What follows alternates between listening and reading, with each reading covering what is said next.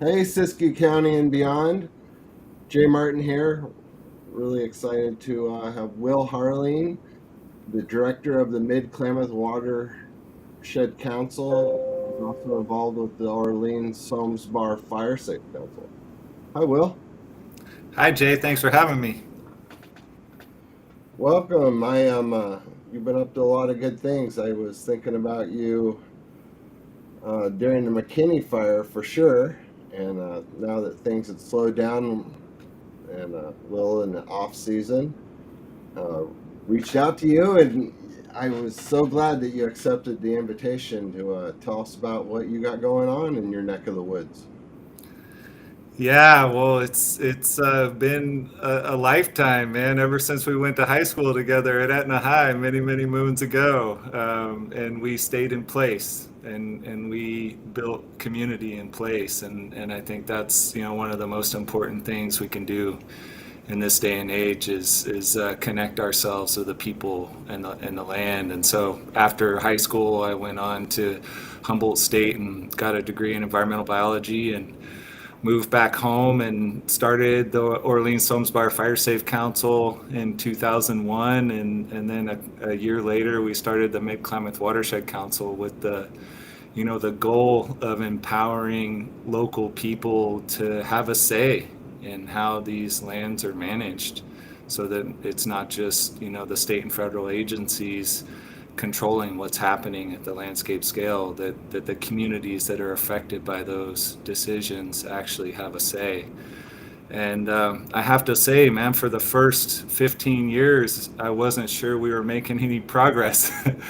But recently, over the past 5 to 7 years, it's been really incredible to see a shift in how state and federal agencies are both seeing the value in community input, and working with tribes and communities to start to figure out how we can manage the land in a better way. Because the reality is, what it's really clear what we're doing isn't really working for anybody. Um, No, you're right. Um, it was really neat to see exactly what you're saying behind the scenes of the McKinney fire, the involvement that was going on between the Klamath National Forest, the Cal Fire, and the tribes downriver, all coming together at the table. I think pretty much the first time. yeah, it was crazy with that McKinney fire. Uh, I think it was at the end of May. I did a flyover with one of Brian Dolly's staffers, and a tribal council member, and some media from KQED and some other sources, and we flew over that landscape that the McKinney fire burned, and I looked down, and at the time I was like, man, this could burn. If we were going to fly over this landscape in 3 to 5 years, I would say it's a 95% chance that this landscape would be burned up. And they actually had to pull that story from KQED because it was set to air 2 days after the McKinney fire burned, and they didn't feel it was in good taste with 4 people dying and 97 homes burning.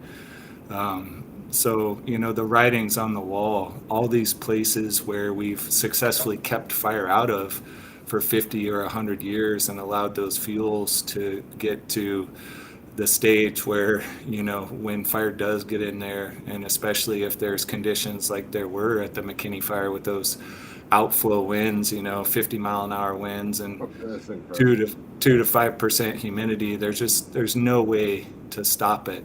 But the thing is, we can't control the weather, but we can control the fuels. And so that's kind of been my big message with the state and the feds is, we got to get our offense on the field. We can't just keep trying to keep fire out of these fire dependent ecosystems. We have to embrace the heavy lifting of getting out there and managing those fuels, and whether that's through strategic manual mechanical fuels treatments, but essentially and primarily we have to follow it up with prescribed and cultural burning. We have to get that fire back on the ground, because the only thing that's stopping these fires is recent fire footprints, whether that be prescribed fire or wildfire for the most part. From past fires. Yeah. Yeah.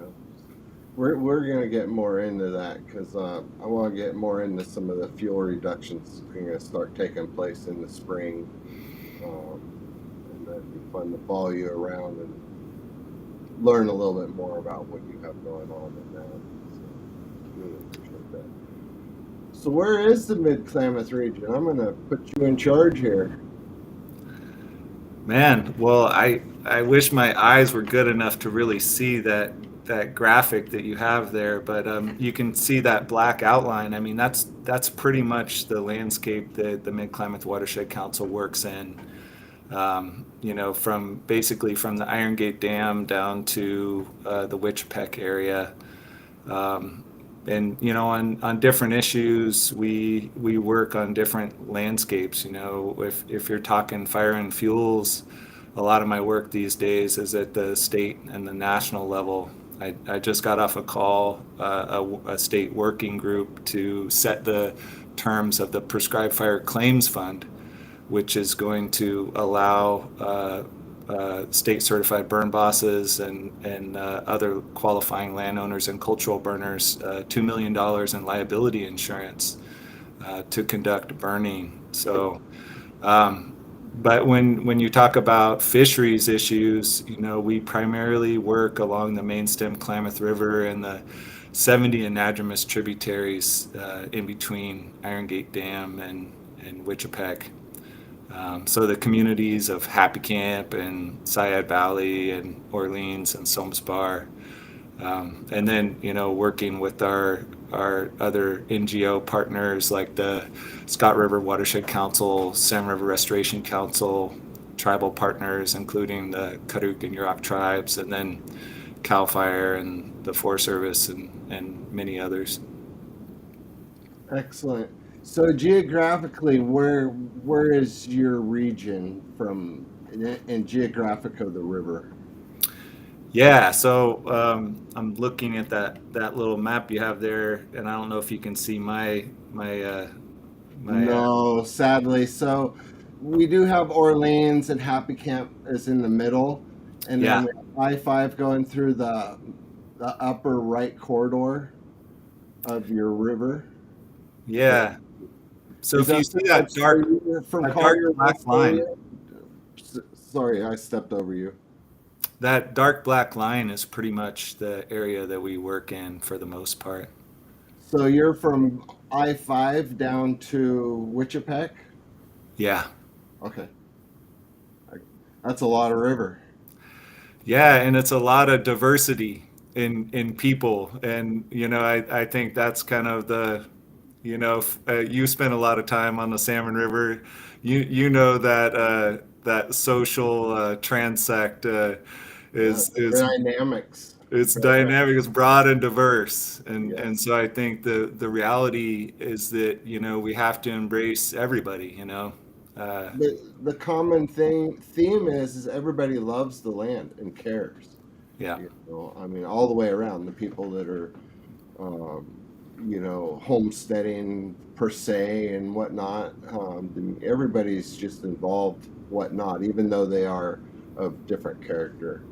So Yeah, I mean, if my brother and I can get along, anybody can get along. yeah, well, Lifelong timber faller, and here I am, a fisheries biologist and a fire ecologist, and yeah. we love each other, and I have so much respect for him. Very good, Will. That's very nice to hear. That's good. Very positive. So let's take a look at some of your projects.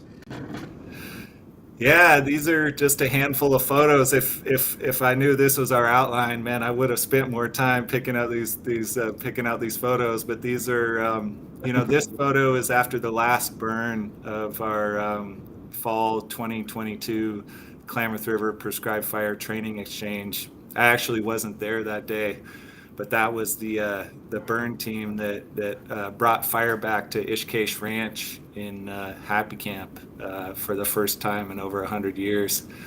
And this is actually the entire group of the Klamath Treks. We brought together, over 100 people from locally all the way to around the world. People from Spain, from Canada, from South America came to the Klamath to learn how to burn. And, we highlight traditional cultural burning practices at that training. There's a lot of Cutter tribal leadership. And this year, because of the burn suspension on federal lands, we burn pretty much exclusively on tribal and private lands. So just amazing event from start to finish. We've been doing it for 9 years now. We've treated over 3,500 acres on over 200 properties, trained over 700 fire practitioners, both locally and around the world. So I strongly encourage folks to check it out if you're interested in doing prescribed fire on your own place. Come on down, burn with us. We do it every fall, usually sometime in October. So is this part of the women's treks that happened this year, or is this separate? It was actually a separate 2-week event that happened Okay. right after the Indigenous women's treks, and I mean I showed up for the end of the Indigenous women's treks, and I got goosebumps right now just remembering that experience. There was women from as far away as Australia. Aboriginal women from Australia came. There were women from over 40 different tribes from around the world, and it was such a powerful event to see, some of our local women in particular stepping up into leadership roles and taking fire back on their terms. Fire was such a powerful tool for making the right basket materials. It was cool to see our local women, re-engaging with fire in that way, with a lot of incredible leadership from out of the area, from burn bosses like Kelly Martin, who's one of the most amazing Type 1 burn bosses in the nation. I really hope to get more involved with that next year. I reached out and I wasn't able to get a hold of the right people at the right time. But I think I have the right connection for next year, and I look forward to that. Oh yeah, man, come down. We kind of purposefully weren't really soliciting a bunch of media this year. We were trying to just focus on the training experience of the people who were attending, and it was an amazing experience. And I I totally respect that. I mean, it was more sacred than anything. Yeah. This slide here with the high fire behavior, I think a Right. lot of people, might see that as bad fire, but it's really interesting. This was actually a unit that, used to be a meadow 100 years ago and then grew up an even age fir. And so we burned it the first time 7 years ago, and it killed a lot of that even age fir in that meadow system. And so this burn, the second burn 7 years later, was getting rid of a lot of that dead and downed. And so we're going back into that landscape and spreading native grass seed to restore those meadow habitat. And this unit, the West Sims unit, actually is the one that kind of brought elk back down into the Orleans Valley. So getting those grasslands back are essential for our deer and elk populations. Yeah, you have. How strong is your herd over in that neck of the woods? The western Klamath there, the west side of the Marbles is there's a nice herd in there. You could ask Dean McBroom's probably going to kill me for saying that because that's a beauty. The We'll up in the believe that. Trinities, the upper South Fork and all that. There's some good herds up there, and we are seeing them come over into the Siskiyous as well, down in the middle of the Siskiyou wilderness and all the way down into Orleans and Somes Bar, actually Happy Camp area as well. Yeah, we have about 100 in Scott Valley, and I think a little more than that in Shasta Valley, and I'm not sure about Butte Valley, but they're scattered, small pockets. They're nice to see. Yeah. We hope that they're doing well and they're growing. So anyway, we'll wrap the fire up here. I'll throw in one more picture real quick. Yeah, Miriam Valentine. She was a repeat offender with Klamath Trek. She was here last year and came back this year. She's one of the board members of Firefighters United for Safety, Ethics, and Environment from up in Eugene. Good hand. It's really cool to see both Native and non-Native women, coming back into fire. That the traditional role that women bring to fire management is it's a moderating effect on us testosterone laden men who get the fire hornies and just like to see big flames. Women tend to moderate things and think about the effects on the land a little bit more. Excellent. Yeah, no, yeah, that's the feminine nurturing side of the female, which is it's good to have a balance.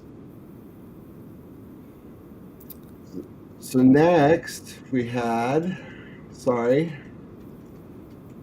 I don't know what it's doing. Hang on with me. This is some neat projects. Yeah, this was the Klamath River at Humbug Creek project. This was actually just upriver from the mouth of Humbug Creek, where it hits the main stem Klamath across from Tree of Heaven campground. And what you're looking at there is a old mining pond that we monitored the water quality and realized it could be a thermal refugia, a cold water refugia for juvenile salmon that are out migrating from the Shasta River downriver to get to the ocean.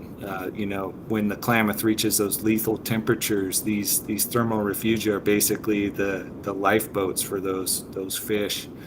And so this project was implemented last June of 2022. It also includes, I think the next photo shows the top of the side channel, which you see in that photo there. So this is one of the first main stem engineered log jams in the Klamath. These projects are critical with the dams coming out because there's millions of cubic yards of sediment they're going to be coming down river. And so features like this help to get that sediment back out onto the river bars where they can, where it's been starved for decades since the dams were put in. And so you see a lot of barren river bars that don't support vegetation. So getting that soil out there, reconnecting the floodplains, all critical for bringing our salmon back. This project in particular, we worked with Joey Howard, from the engineer from the valley, who helped us construct this, and some other contractors from out there. Awesome, very good. And here's another one that you did. Yeah, again, this is up on Horse Creek, Upper Horse Creek. This is another mining pond right below Fish Gulch, which we connected to the river, and then we added a shallow water feeding area, wetlands area, because we were actually using some wetlands mitigation funding from Caltrans to implement this project. But again, man, the juvenile coho that came into this pond, they were fat as footballs. And Awesome. when it comes to salmon survival, basically you need good floodplain habitat for those fish to get big enough to make it out to the ocean. So, there's kind of this magic number of 120 millimeters. If fish get to that size, whether it's that first fall or the subsequent spring, that's when they out migrate to the ocean. So the fish that got in here, there's all this food, all these little scuds that they were eating. They were just stuffing their faces. And so, those are the survivors. And we're really seeing those projects on Horse Creek making a difference. We had um, hundreds of reds in Horse Creek this year, nearly 100 reds on one of the tributaries to Horse Creek, Middle Creek, which we put several off-channel ponds in. So these projects are showing real results. We're getting adult salmon back, populations are rebounding, and I think it's a model for what we could do throughout the basin. And you see a lot of other wildlife here too, correct? Yeah, absolutely. I mean, ducks, lots of wood ducks. We've seen beavers and otters start to occupy these habitats, herons.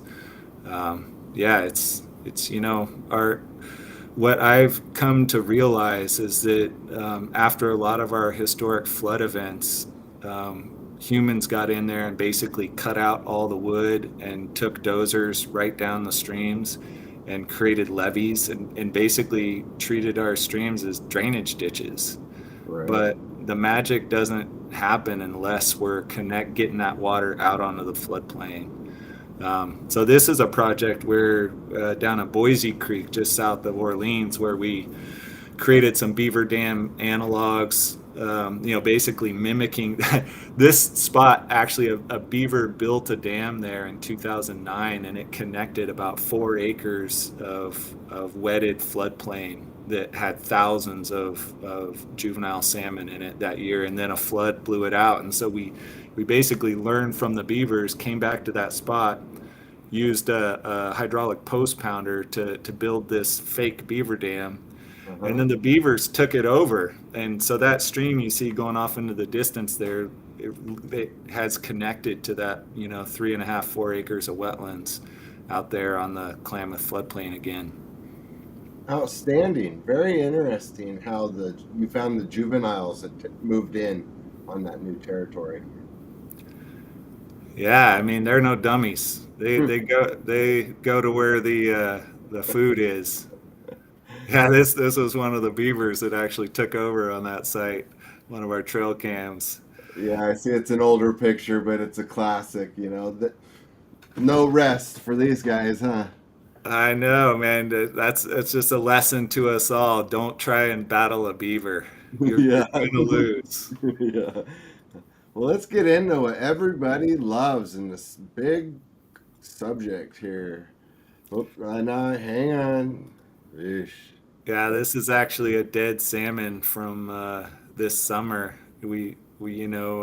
Because of the poor water quality in the Klamath, we had about 3,000 adult fall Chinook pile into the lower Salmon River, which caused a lot of disease issues. And so, luckily, the temperatures moderated and the fish were able to travel upstream before it got too bad. But yeah, we What did see some mortality in those fish. what time of year was this? I think that was in like mid-August. They did some flow releases from the Trinity, Okay. cold water flow releases out of the reservoir, and or maybe it was September, and that kind of triggered the fish at the mouth to run up. But all those fish that were coming up to the Scott and the Shasta and the salmon and Iron Gate, basically got to the cutoff to the Trinity and the Klamath, and they were going up the Klamath, but it was just, too hot. And so they piled into Bluff Creek and the other creek mouths and didn't do so well. They got ick and sea shasta, or what's the other, gill rot disease, and, just started really suffering. So this is one of the healthier fish that day. I scuba dove the lower mile of the Salmon River, and this is one of those fish. What we're seeing, you can see on that fish, it's really deep bodied, which is an indicator that we've got some good ocean conditions going right now. So those, if we can improve the in-stream conditions, we got a good thing going in the ocean. I think we're going to see a bump in our salmon numbers over these next few years. Nice. Is this similar? Yeah, this picture is actually from Woolly Hole, the confluence of the Woolly on the Salmon River, just a few years back. Part of my things I do for fun instead of, since I can't catch salmon anymore since it's illegal. I do salmon video to help, connect us to the plight of the salmon. So this is just one of those, haunting images of the salmon people coming back to the rivers. Yeah, very awesome. Did you notice a big difference when that came up, when the fish made a run up the Klamath and then they got stalled out because there was no water? That they spawned, they I assume they spawned in the main stem of the river this year.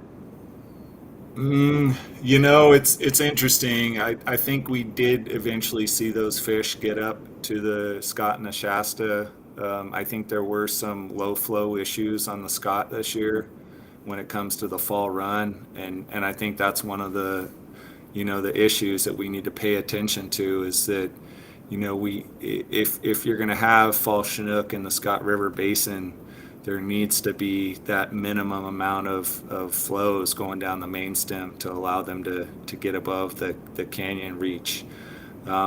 I'm sure some of those fish that were Scott and Shasta fish ended up spawning in the Salmon River because they didn't want to mess with the main stem, because the water quality was bad there for a while.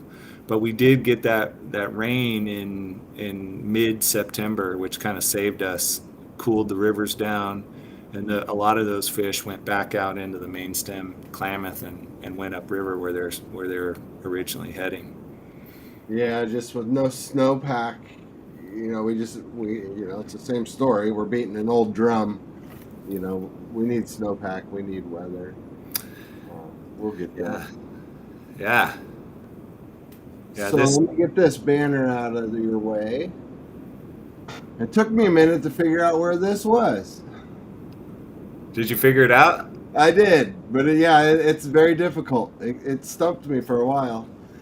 I believe it's looking up Indian Creek. That's right. Yeah, you can see Slater Butte Lookout where the 2020 Slater fire started. This is actually from that flight we took back in May, so you can see the green up happening. But yeah, this is just kind of a cautionary tale for all of us here in Siskiyou County. This fire burned a 30-mile by 9-mile wide swath at high severity on September 8th, 2020. It was a sustained 50-mile-an-hour east wind that lasted for about 27 hours. And it was, Eric Dara, our Fire and Fuels project program director with MICWIC, and I responded in our Type 6 engine and got put in as a task force in the structure division. Basically, that loop road you see kind of near town there is tribal housing, and then down onto Highway 96 there on the right side of town. That was our zone, and it's just so humbling to see how little us humans can actually do when faced with a fire of that size and severity and intensity. I mean, the traditional firefighting practices, of creating a fire line and then burning off that line. If we were to do that, the fire we put down would have immediately became the wildfire. Literally all we could do is just slightly deflect that fire around the homes. And, even then with a concerted effort, we had folks responding from all over the county and further. We still lost over 200 homes and had a couple fatalities on that fire as well. So it's like, what do you do with 120,000 acres of high severity fire? And so I think that's kind of where we need to rethink how we're managing fire on this landscape, and part of it is kind of leaning into these burned areas and recognizing it's an opportunity for us to restore a fire process on those landscapes. because the fuels come back patchily, in different spots. And so if you go back in after 3 to 5 years where the fuels are able to carry fire, you can start to get that patchwork mosaic of frequent fire on the landscape with very little risk to the community. Now there was a bunch of manual mechanical work that preceded or that happened after the Slater fire that kind of, you know, are a lot of roadside fuel breaks or whatnot that set the stage for us to, use fire in those landscapes. But the traditional thing of like, planting a bunch of conifers and then trying to exclude fire for the next 100 years while your conifers grow up is not working because, I mean, if just take the Salmon River, for example, over 70% of the plantations on the Salmon River burned up before they got to a harvestable age. You just can't manage Wow, timber. that's sad. That's sad. Yeah, you can't manage timber like that in the Klamath Mountains. No, and they realize that it's a mistake, but here we are trying to fix it. And this is, I really appreciate you, Will, for seeing the problem and being hands-on and finding a solution. And doing the hardest thing is continuously being able to go forward and find funding. Is remarkable what you've been able to do over these years. It's really, good for you. Well, good for us, man. It's been amazing to work with the incredible group of folks along the Klamath River through the Western Klamath Restoration Partnership um, to make it happen. And the culmination of that work has been, over the past year, we got selected as one of a handful nationally of sites to get the 10-year, $30 million funding, $3 million a year to start to scale up those treatments. So, Wow. and then through the bipartisan infrastructure law, we just got another $8.5 million for Orleans Yukonom Ranger District, and there's a bunch more that just came to the Klamath. So it's incredible to actually have the resources to be able to do the fuels work and make a difference to get fire back on the ground. I mean, the biggest limiting factor now are the people to do the work, and so that's kind of I think the reality is here in Siskiyou County, we've lived off these boom and bust economies. First it was gold, then it was timber. Then it was weed in a lot of places, and I think the reality is like, for those of us who live here and believe in a future, like we have to figure out how to build a sustainable economy that's not based on extracting a single resource and ignoring, the bigger picture, Right. which is, it needs to be sustainable, whatever it is. So I spent a lot of time in the river, which mining, and over the year, now that you also, but now that you see what suction dredging did in the river and its effects then versus now, do you think that it is as harmful as they think, or is it recreation something that could maybe be looked at some point in time? Yeah, I mean, the problem was, Jay, is that the independent family suction dredger like you or I mean, I grew up, doing that below our place on our claim on the North Fork. Yeah. Um, I mean, that was not necessarily an impact on the system, but when it started getting exploited by these clubs, Right. and one claim would have 8 to 10 dredges on it, Yeah. and then all of a It turns sudden, commercial. yeah, and then the main stem salmon is running dirty in the middle of summer, and our spring Chinook salmon are coming up dead. Got And it. I've seen it with my own eyes, and that's kind of where I had to draw the line and say, this isn't okay. This is, making a profit off of, you know, it's kind of like I have to say, some of my friends at the Cutter tribe, they're like, man, this is recreational genocide. We're surviving off these spring salmon and here are these folks that are just out mining for fun and killing off these fish. It's like it's not okay. And so, I mean, the reality is that those folks who were trying to make money off it ruined it for the rest of the people. Because what California Department of Fish and Wildlife said is like there's no way in the law to distinguish between the small family dredger and the recreational mining club. And so it was either, allow everything to happen or shut it down in California. And so that's what happened. It got shut down. It got turned into a political football. Right. Sad. And it is, and maybe some point in time they could readdress this and figure out a lottery system or something. Because I mean,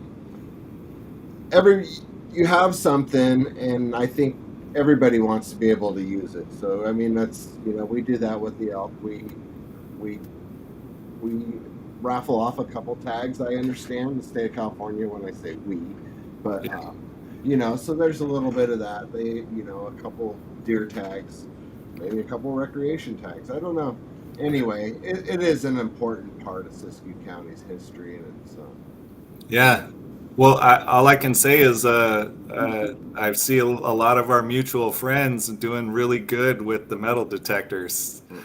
And yeah, I got one myself. yeah, there's a lot less impacts to the fish with the old metal detector, and so there may be ways to find the gold still. And I mean, actually, I've been looking into. I think there's underwater metal detectors, and Oh yeah, there is a lot of that. It's that was just a big part of the Klamath River. I always remember driving down, especially from say Wairika, Collier Rest area down to Happy Camp, and I have my own opinion, and I'll keep it to myself about what I saw and some of what was left behind from what you described from mining association type things. But yeah, your point is very valid for sure. yeah, I mean the reality is, those decisions are way above your and I's pay grade, and Times it's 10. uh, I remember advocating for middle ground and that, and it became clear that that wasn't an option. And so yeah, but again, I think back to that question of, okay, where do we go now? And for me, like, I think this is an opportunity with this huge influx. I mean, the Klamath Basin just got $35 million for the next year alone. There's going to be, whether people support dam removal or not, there's going to be $200 million spent on hauling dirt. So that's a lot of excavators and dump truck drivers and folks that are going to be employed over the next little bit. And that's not necessarily, that's not a sustainable economy. It's a boom and bust thing. And so how do we think about what that next phase is? And, one of the realities right now for us is, carbon is a commodity in our current economy.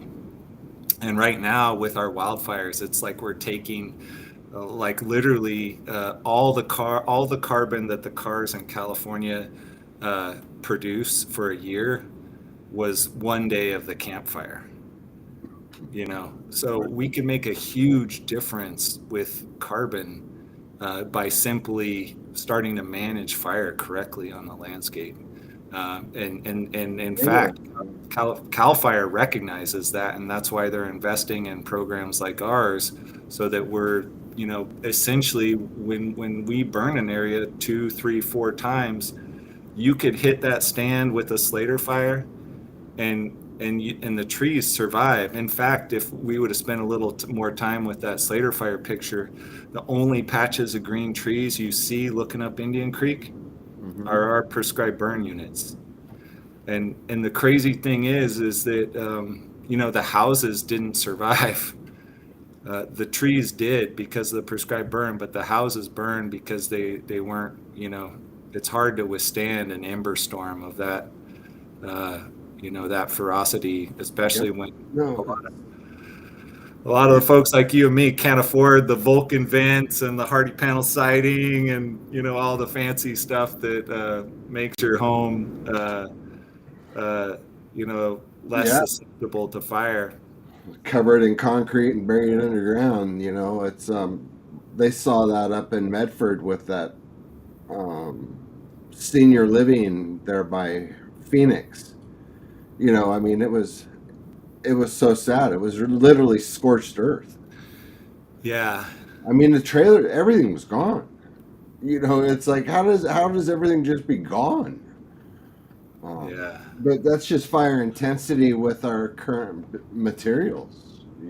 But so on, it's not easy for me to bring. I brought this picture back, but Yeah, that in reference, you're talking. basically that second tributary that comes in from the left as you're going up Indian Creek, that's kind of near the two properties where we did some burns at the Beth Buchanan and the Mark Motika property. So some of the green trees right along the creek there were, I mean, basically they traced the boundary of our prescribed burn units. Everything else burned at high severity. Um, and then further up, there was a couple other burns we did on Carol Sharp's property and Dean Davis's place up there, Okay. um, where we had some green trees survive. But I mean, basically, you got to get rid of those ground fuels if your Right. canopy trees are going to survive in these type of fires. And really, I've had some interesting talks with the Klamath National Forest about, um, you know, basically designating a fuels emergency. We're able to harness all of these outside resources when there's an active wildfire, but the reality is that threat doesn't go away when we put the fire out in the fall. The fuels are still there. And Right. so basically, until we get fire on the ground from the nearest ridge system down into towns, we're not safe. And so I think there's, going to be some progress, and, especially with this funding that just came to the Klamath, to start to think about, what are those strategic fuel breaks that, the tribes and communities can agree uh, to start to implement prescribed burns at scales that are meaningful, that are going to keep towns from burning down in these wildfires. And it's, a lot of my work is just kind of building trust, because it you get these, fires like this, and so many people lost their homes.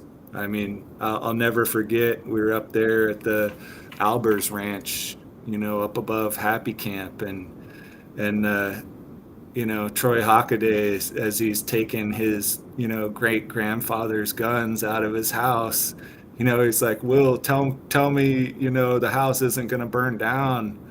And I'm like, man, I can't tell you that, I, I'm afraid, I've never seen a fire do what this is doing right now.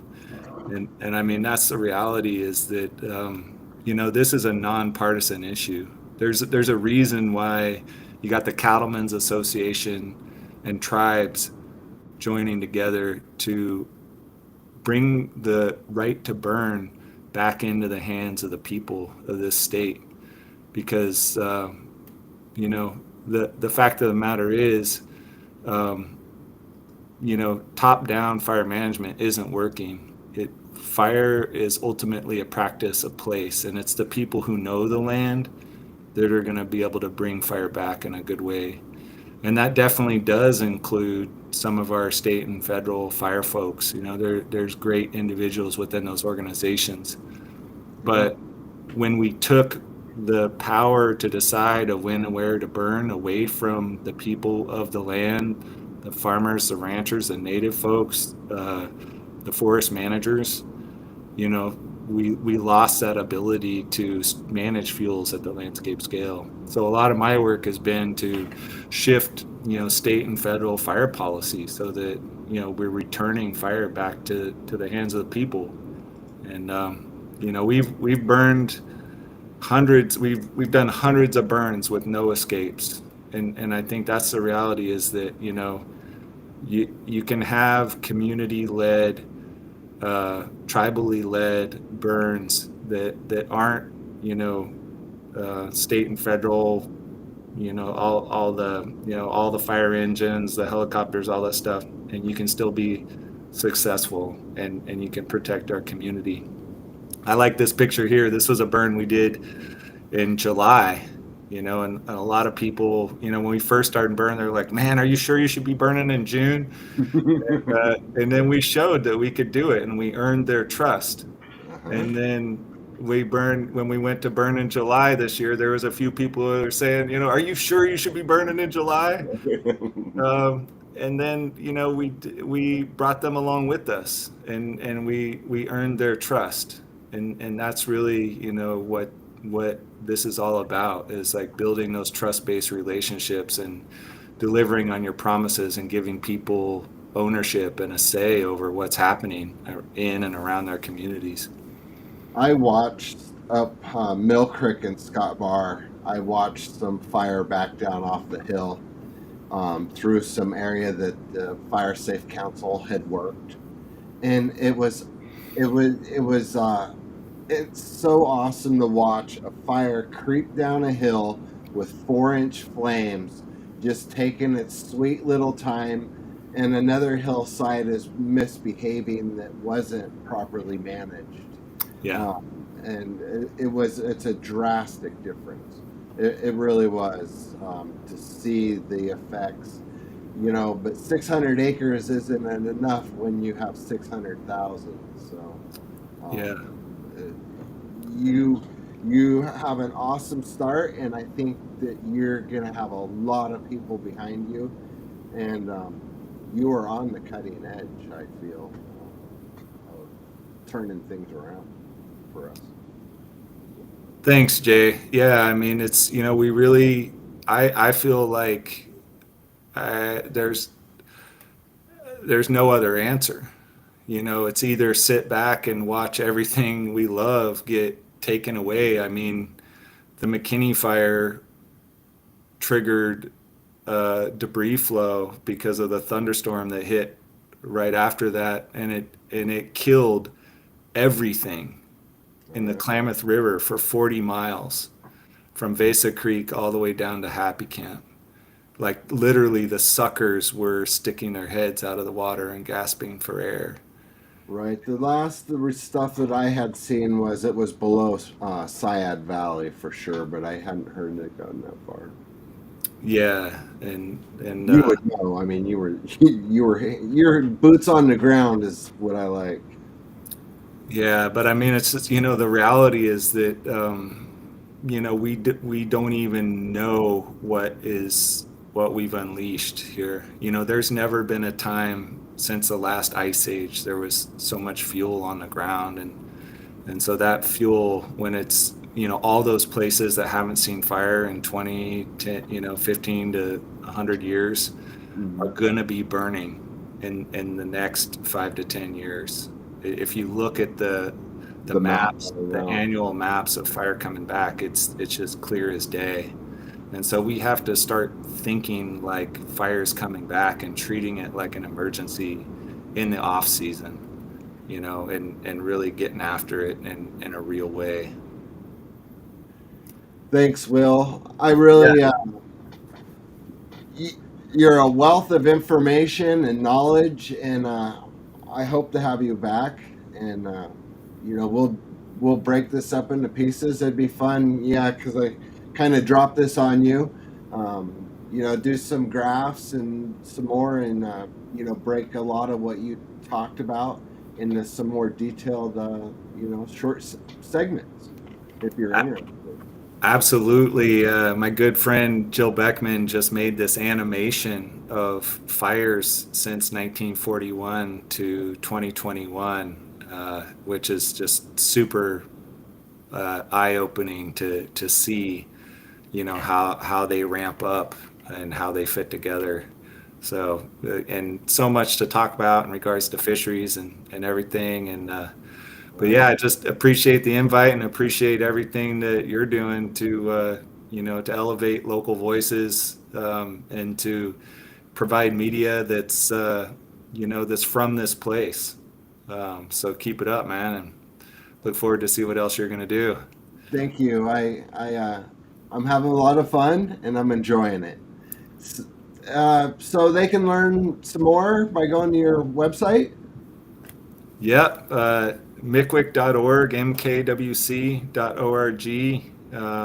Carol Ernest, our associate director, just gave it a great facelift, so there's a lot of good information on there. That's a I would also beautiful site. check out the Western Klamath Restoration Partnership, wkrp.network, is another great site. Okay. Yeah, Cool. Well, we'll dive more into this. Thanks so much, and look forward to seeing you here shortly. sounds good, Jay. Come over the hill sometime. We'll hope to be burning in February and March, so come over and say hi. Keep me in the loop if you don't hear from me. You'll hear from me. Don't worry. All right, have a good one. Peace, buddy. Trying to cancel. Let's stubborn.